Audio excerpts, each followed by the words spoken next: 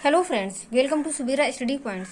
Friends, आज का हमारा टॉपिक है मौर्य साम्राज्य, जो कि प्राचीन इतिहास से संबंधित है और इस टॉपिक से काफ़ी एग्जामों में क्वेश्चन पूछे जाते हैं। इसके अलावा पेट एग्जाम में भी इसके क्वेश्चन पूछे जाते हैं। तो चलिए फ्रेंड्स, आज हम मौर्य वंश के बारे में चर्चा करते हैं। नंद वंश के अंतिम शासक घनानंद को पराजित करके चंद्रगुप्त मौर्य ने मगध में मौर्य साम्राज्य की स्थापना की थी 322 ईसा पूर्व में।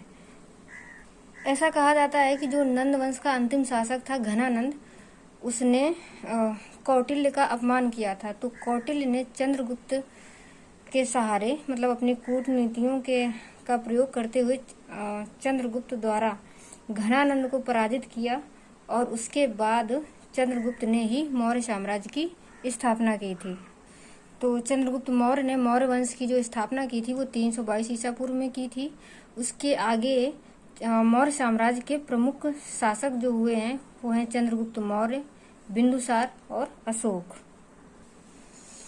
9वीं शताब्दी में विशाख दत्त द्वारा रचित मुद्रा राक्षस में चंद्रगुप्त के शत्रुओं के विरुद्ध चाणक्य द्वारा रची गई कूटनीतियों का वर्णन है। मतलब जो चाणक्य की कूटनीतियां थी उनका वर्णन मुद्रा राक्षस में मिलता है, जो कि विशाख दत्त ने जिसकी रचना की है। अब हम चंद्रगुप्त मौर्य के बारे में जान लेते हैं। तो चंद्रगुप्त मौर्य ने सेलुकस को पराजित किया था 305 ईसा पूर्व में। मतलब जो सेलुकस था ये सिकंदर का सेनापति था और इसने ही चंद्रगुप्त से युद्ध किया था, जिसको चंद्रगुप्त मौर्य ने 305 ईसा पूर्व में पराजित कर दिया था। इसके बाद एक संधि होती है और उस संधि के दौरान सेलुकस ने अपनी बेटी हेलेना का विवाह चंद्रगुप्त मौर्य से किया और इसके अलावा 4 प्रांत काबुल, कंधार, हेरात और मकरान चंद्रगुप्त को दिए थे और बदले में चंद्रगुप्त मौर्य ने 500 हाथी भेंट किए थे सेलुकस को। मौर्य साम्राज्य के गठन का उल्लेख मेगस्थनीज की इंडिका और कौटिल्य के अर्थशास्त्र में मिलता है। मतलब जो मौर्य साम्राज्य का गठन है उसके जानकारी जो हमें मिलती है वो मेगस्थनीज के इंडिका और कौटिल्य के अर्थशास्त्र से मिलती है। मेगस्थनीज एक यूनानी राजदूत था और इसने इंडिका की रचना की थी। और इसके अलावा मेगस्थनीज ने मौर्य साम्राज्य के बारे में काफ़ी अच्छा वर्णन किया है। उसने बताया है कि भारत में बहुत सारे नगर थे, लेकिन उसमें से उसने पाटलिपुत्र, जो कि मौर्य साम्राज्य की राजधानी थी, उसको काफ़ी अच्छा बताया है।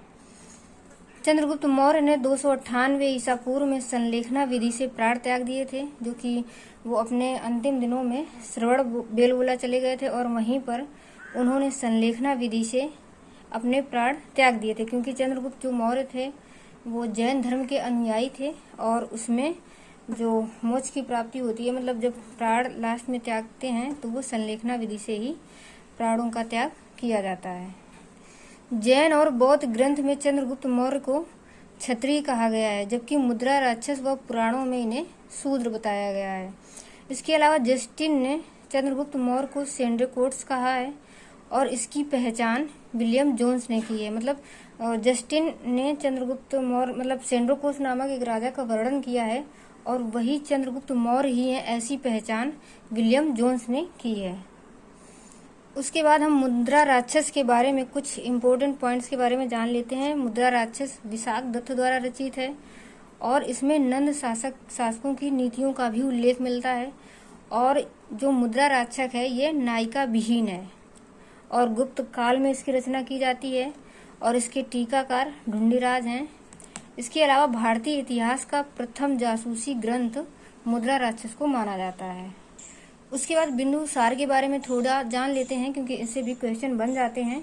और बिंदुसार चंद्रगुप्त मौर्य के बाद राजगद्दी पर बैठते हैं। तो 298 ईसा पूर्व में चंद्रगुप्त मौर्य की मृत्यु के बाद ये मगध की राजगद्दी पर बैठते हैं और इन्हें अमित्र घात, यानी कि अमित्र घात का अर्थ होता है शत्रु विनाशक के रूप में जाना जाता है। और बिंदुसार आजीवक संप्रदाय के अनुयायी थे और इसके अलावा बिंदुसार को सिंहसेन कहा गया है। बिंदुसार के 2 पुत्र थे, एक सुसीम और अशोक। तो बिंदुसार की मृत्यु के बाद अशोक मगध के सिंहासन पर बैठते हैं, क्योंकि ऐसा कहा गया है कि जो उस टाइम तक्षशिला में एक विद्रोह होता है, तो बिंदुसार पहले सुसीम को उस विद्रोह को कंट्रोल करने के लिए भेजते हैं, जबकि सुसीम उसमें असफल हो जाते हैं तो उसके बाद बिंदुसार अशोक को भेजता है और अशोक वहां पर विजयी होकर वापस आते हैं। तो अशोक ही बिंदुसार की मृत्यु के बाद बिंदुसार का अगला उत्तराधिकारी बनता है। इसके अलावा एक कहानी और भी प्रचलित है जो कि बौद्ध ग्रंथों में मिलती है। ऐसा माना जाता है कि अशोक ने अपने 99 भाइयों की हत्या की थी और उनकी हत्या करने के बाद वो सिंहासन पर बैठते हैं। हालांकि इनको कई लेखकों ने बहुत ज्यादा सही नहीं माना है। इसकी जानकारी सिर्फ बौद्ध ग्रंथों में ही मिलती है। सीरियन नरेश एंटियोकस ने बिंदुसार के दरबार में अपना एक राजदूत डायमेकस को भेजा था और बिंदुसार ने मदिरा यानी कि शराब, सूखे अंजीर और एक यूनानी दार्शनिक की मांग की थी। मतलब जो सीरियन नरेश था, सीरिया का राजा था एंटियोकस, उसने अपने राजदूत डायमेकस को बिंदुसार के दरबार में भेजा था। तो बिंदुसार ने उनसे इन 3 चीजों की मांग की थी। तो बिंदुसार से यही इतने ही क्वेश्चन पूछ लिए जाते हैं कि मतलब अमित्रघात किस राजा को जाना जाता है, मतलब अमित्रघात के नाम से किस राजा को जाना जाता है, तो बिंदुसार को। या फिर बिंदुसार के दरबार में जो कौन सा राजदूत आया था, या फिर डायमेकस किस राजा के दरबार में आया था। कुछ इस टाइप के क्वेश्चन पूछ लिए जाते हैं। अब अगले जो शासक थे मौर्य साम्राज्य के, तो सम्राट अशोक, उनके बारे में जानते हैं।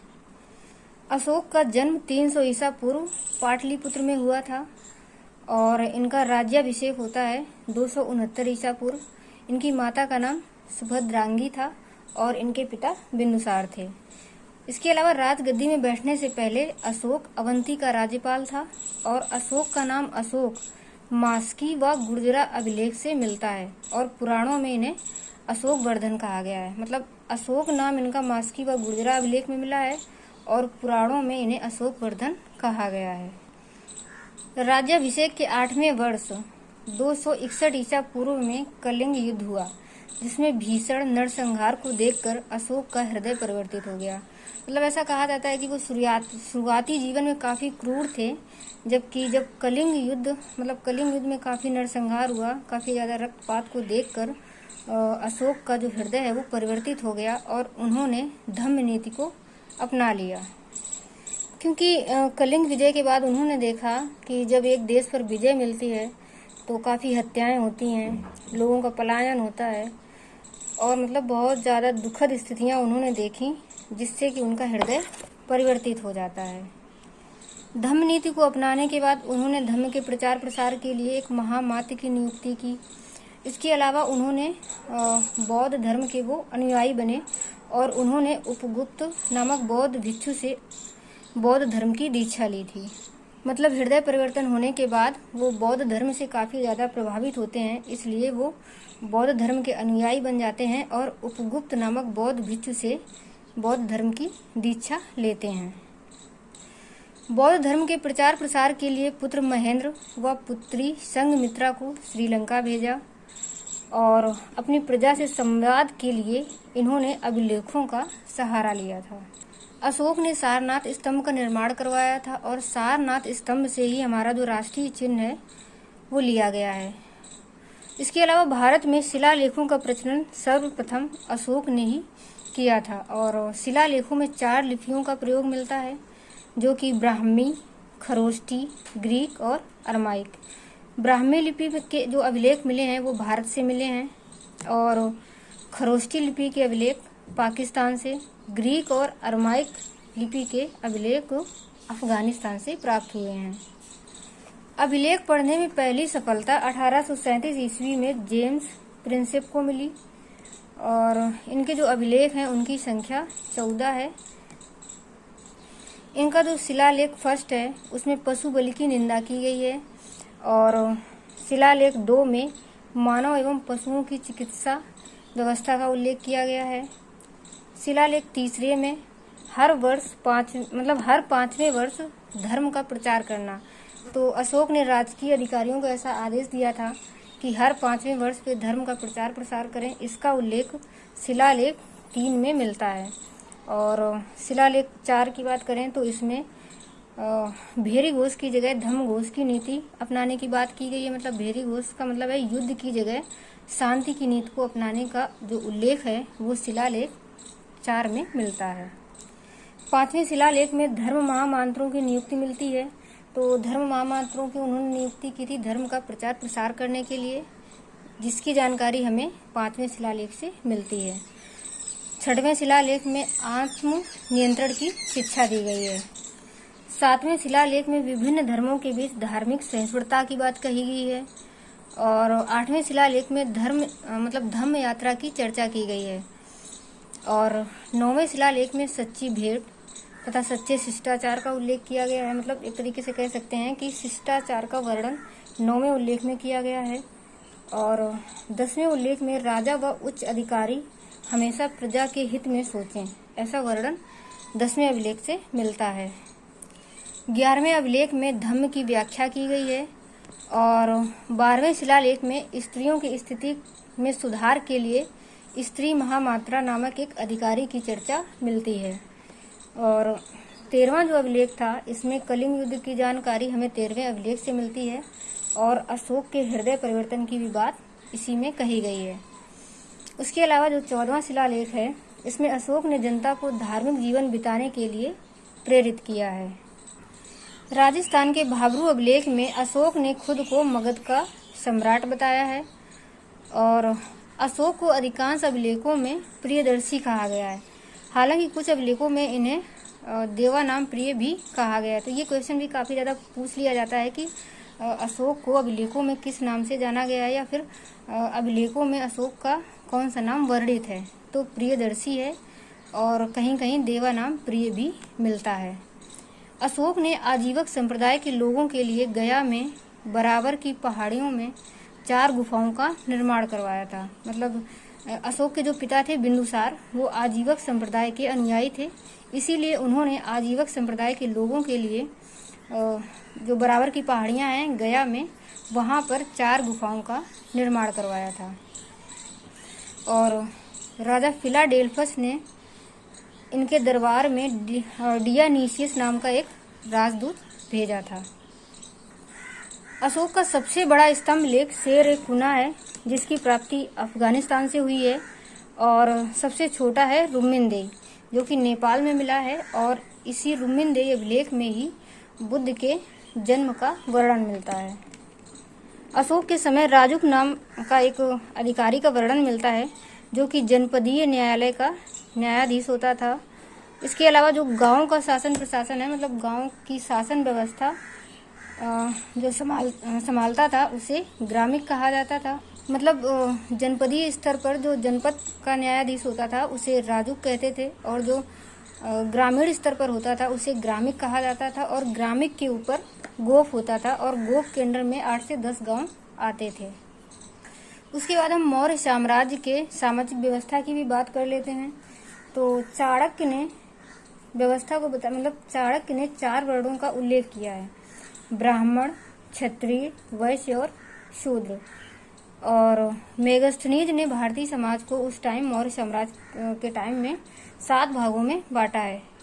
इन्होंने बताया है कि उस टाइम दार्शनिक, कृषक, पशुपालक और व्यापारी, सैनिक, निरीक्षक, मंत्री आदि वर्ग होते थे।